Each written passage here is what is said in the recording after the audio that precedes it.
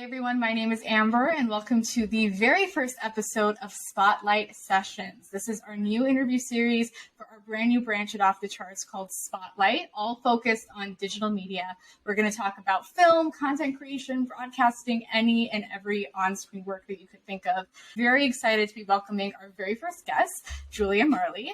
Julia is an actor, dancer, singer, and songwriter and theater teacher who you might recognize as Nina from the Nickelodeon film The J-Team. And she has dancing credits in Netflix's The Prom, as well as the show Dead to Me, among numerous other professional experiences. So we're very excited to have her on. Julia, how are you? How's it going? I'm good. Thank you so much for having me. Well, I want to get right into it and talk a little bit about your venturing into so many art forms, because you really kind of do it all. What art form did you start off with, and how did that kind of inform you getting into so many others? I came out of the womb singing and dancing and acting. So I was just my parents put me in community theater from the start. And that's what I was doing up until around the age of 14. That's when I got into my first professional show.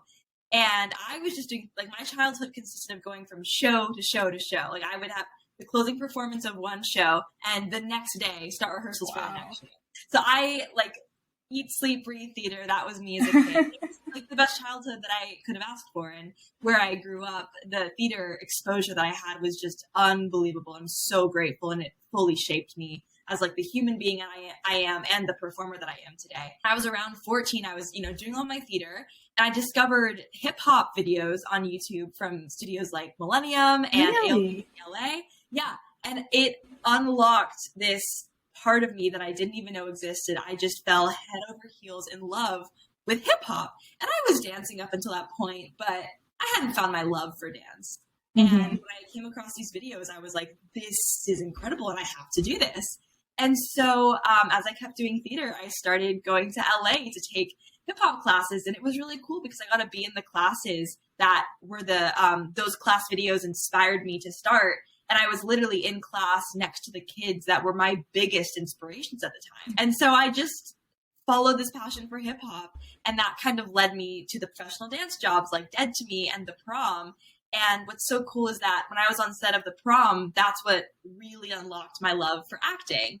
Because I was dabbling in on-camera acting since I was like 12. I just thought it was cool to have an agent. I didn't really know what it meant. I was in love with theater, and it's hard to do both at the same time. Once I was on set of The Prom, it was also just like a very pivotal. I had turned 18. So we had rehearsals when I was 17 and I was 18 when we were filming. So, you're thinking about like what you're pursuing and if college is the path and all these things. That experience just couldn't have been more, the timing of it was just so kismet and what I needed at that point in my life. And of course the experience was just incredible. But being on that set is what fully unlocked my passion for acting. So everything is really beautifully like led to the next. And I'm very grateful for how the journey has been so far. That's incredible. I mean, I love to hear that you've been in it for so long, because you kind of have that experience of starting off with just sheer passion and then getting to do it professionally. I mean, that's all you could ever wish for, right? That's amazing. What was the process like going from kind of doing it as a hobby on the side to actually getting, professional jobs? So how did you go about getting representation? And today, do you have multiple managers or agents one for an actor, one as your dancing agent? How does that kind of work? Yeah, it's been quite the journey, and it continues to ebb and flow. And when it comes to going from, community theater to professional theater, I grew up at a theater called Cabrillo Music Theater, and it's now called 5 Star Theatricals, but at the time it was Cabrillo Music Theater, and they had an incredible group called the Cabrillo Kids. So I got to be a part of this group. We perform outside the theater before the main stage shows, and we had so many opportunities to meet the adults in the main stage shows. And it was the most incredible immersive experience. And that's when I really started to realize that, like, you can do this for a job, and there are adults right. are so skilled and, do this for a living and everything. And then, so being a part of one of the main stage shows was everything I wanted in life. It was the ultimate dream. And I auditioned for a number of them before finally one stuck. I got cast in Children of Eden, which to this day is my favorite musical. It's so beautiful. And I had a moment when I was off stage during one of the shows, and it really clicked in that this is what I'm doing. And it wasn't even like there was another option, but there was no doubt in my mind of like, this is what happiness is. Like this is, and to feel that at all is a blessing in life. And just, knowing what like joy and bliss and happiness and passion and love feels like, pretty incredible. And once you have that feeling, you can't let it go. When it comes to representation, there's no one path, and my journey has really led me to different partnerships in different ways. And I'm currently with an incredible agency that represents me for TV and film, and an agency that represents me for dance and theater. And I'm really, really grateful for that. Being on set, there has to be a difference between being on set as an actor. I'm an actor myself, so I know, it can be definitely very challenging waiting, and then being there and then waiting again. So what do you find the difference is being on set as an actor versus as a dancer? And how does that kind of translate to maybe even before you book the job? What's the process like versus then actually being there and seeing it unfold? Totally. The process, because I've been in both positions, like as a dancer in film and TV, and then as an actor, it's very, very different. As a dancer, depending on the job, maybe you are the only dancer, but usually you're dancing in a group.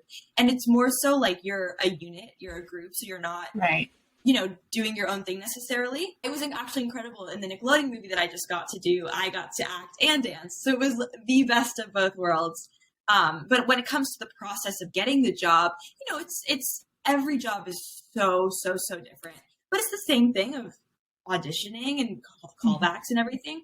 But when you're acting, at least in my experience, there are just more rounds, and it's a lot more personal of a process because you're working one-on-one with the team versus when you're a dancer, you're more a part of a group unit. Makes sense. And I mean, on set life, we hear a lot. It can be very grueling. It can be a lot. And I mean, we all know how much rejection is involved in the industry, just entertainment in general.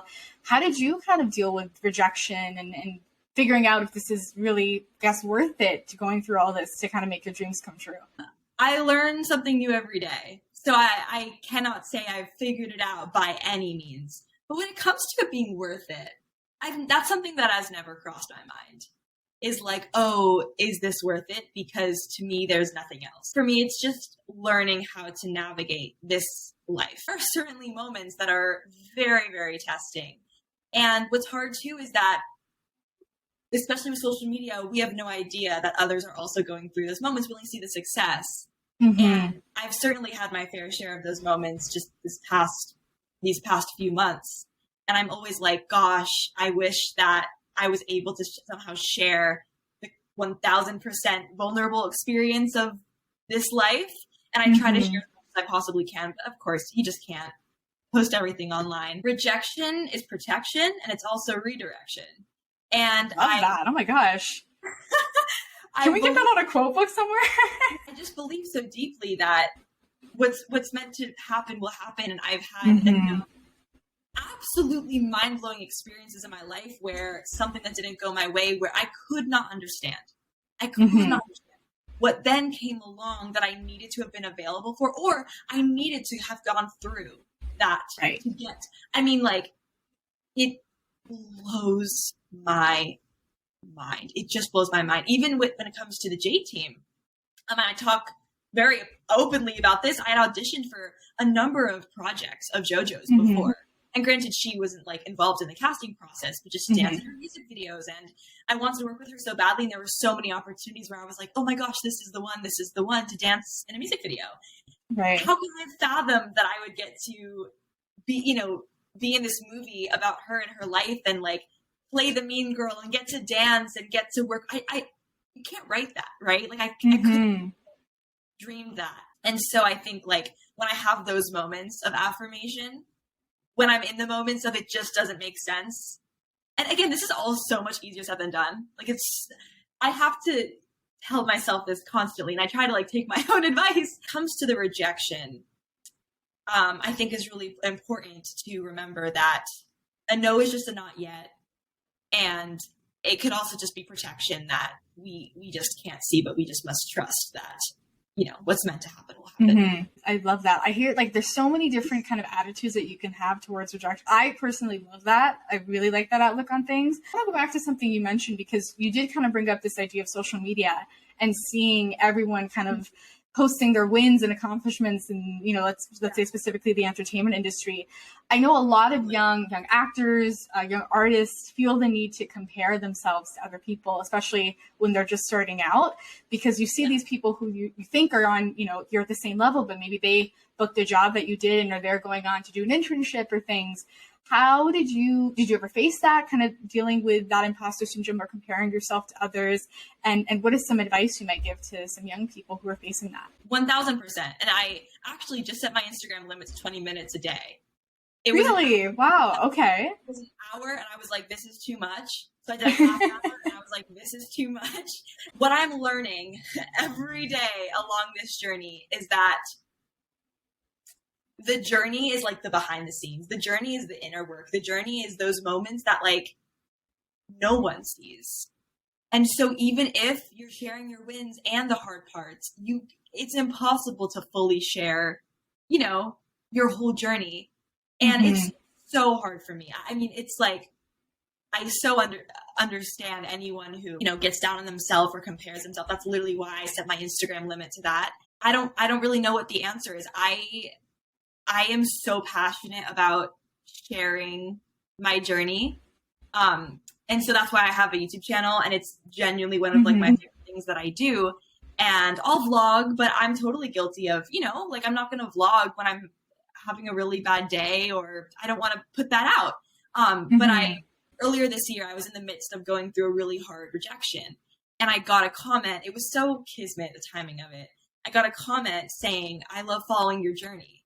And I had this full tilt spiral of, oh my gosh, you are not following my journey. Like I'm vlogging when I'm on set. I'm vlogging at a photo shoot. I'm vlogging these really exciting moments. And to think that someone could come to my channel or my social media and then, you know, compare themselves to me, and they have no idea what the rest of the behind the scenes looks like. And so I really was like, I have to figure out some way, because, you know, I'm not going to make a vlog or share every moment when things are really hard. But I was like, there has to be some way where I can just share more vulnerably about this journey as an artist and just in life. Because it felt like, ooh, I'm so a part of the problem if I feel like I wish other people shared more vulnerably and I'm not, you know? That was like a hard, you know, full stop in the car, rude awakening situation. And so I created this series on my channel called Julia's Journal. I'm a very, very avid journaler, and I'm constantly writing about, you know, just different like thoughts and feelings and observations about life and things that I'm going through. And so basically in this series, I just sit down and I try to do like an episode a month, and I just talk about what I've been journaling about. And it's not specific to like specific instances in my life, but it's just what I've been learning and what I've been observing. And that makes me feel a lot better. I'm really, really passionate about those conversations and sharing that. And that is how I feel I can share about what the real journey is like versus just one set today. Good on you for recognizing that, because that is, you know, I don't even know if I could personally say like I'm willing to be that vulnerable, because it's hard. So I think that's so important for people to see, because that's how we think that what we see is real all the time. And that's how we kind of get that attitude in our head. So no, please check out our channel. We'll have that linked as well. So if you want to see some real moments too, that's the place to go. I want to ask a quick technical question for anyone who's, you know, maybe specifically an actor. The transition from theater to film work. They're two very different spaces. And I know a lot of people are kind of like, well, if I started in theater, because that's kind of usually how they get exposed, I don't know if I'm ready for on screen because it's a different space, it's a different thing. What was that experience like for you? And do you have any kind of things that helped you along that process? Yeah, no, so it's so different. And I think I didn't realize how really different the mediums were until I started to, you know, study TV and film. I was very fortunate to work on the Prom, which was a musical movie. So I got to dance and there was music, and I'm surrounded by, oh my God, Broadway legends. For me, getting to a point where I felt comfortable, like calling myself an actor in TV and film and like really understanding, you know, obviously like still learning every day. It was getting in those classes. It was the training. It just doing the work, you know, getting in those classes, surrounding myself with other actors who were TV and film actors. And oh my gosh, when the pandemic started, we filmed the prom, the dance numbers that I was in, the last week in March before the shutdown. Like literally 3 days before. It was insane. And we had like 300 extras. Must have been. Oh my gosh. So if it was like 3 days later, just insane. That's crazy. So, wow. Right. So I wrapped the prom and I'm like, this is going to be my year of acting. I'm so inspired. Oh no. It ended up being so incredible. Right. Because if it weren't for the pandemic, I still would have been going to my dance classes and auditioning for theater, which of course, I love. But I was just locked in my room with Zoom and with all these resources. And I was like, okay, let's go. So I was doing I would do 7 Zoom classes a day, every casting director class I could find, just because I wanted to fully dive in. And that is really the reason why I was able to book the movie in December. Again, that's like the behind the scenes work, right. That entire year of like pounding with the training and the auditions and just doing the work. When it comes to the transition, I guess my answer is just like the training and putting in the work. And I'd love to hear that you were able to find these resources like on Zoom. Like, sometimes it can feel like they're so far away. Like I have to go to the best class or the best coach or the best this. You can, you're kind of proof that you can really start online and see like YouTube University and things like that. Did you ever consult resources like that along the way? For actors who are listening to this, SAG Foundation, their YouTube channel, they post interviews or Zoom videos literally every day with not just actors, but interviewing publicists and agents and managers and casting directors. There are so many incredible resources online for free to take advantage of, which is so cool. Hopefully everyone else, this is your call and reminder, go online and just see what you can find, because we promise there's something there that might be able to help you and kickstart something you never knew. So that's amazing. Well, Julia, it's been so incredible talking to you. I do want to wrap up with our final question that we always talk about, which is just general pieces of advice to youth artists, youth creatives who may be looking to follow in your footsteps or maybe feeling unsure about if they really want to pursue the arts, if they don't know where to start. If there's any kind of advice that you would want to give to them. I would say today, my advice is that to not diminish how powerful your gifts are, and that you were given the gifts and the passion to do whatever it is you're called to do for a reason. And you can't even fathom the impact that you can make and will make once you step into that power. And to not let any of the noise or any of the anything get in your way, which again, is much easier said than done. All right. Well, Julia, thank you so much for being here. I mean, it's really so incredible to hear like your journey to getting to how much you've done and kind of appreciating that attitude of gratitude and being grateful and really taking it one step at a time. If you want to hear a little bit more from Julia or see a little bit more of her work, all of her links will be in the descriptions of wherever you're watching this. So please go check her out and show her some love on behalf of all of us here. And I will see you guys on another episode of Spotlight Sessions. Bye, everyone, and thanks so much. Thank you, Amber.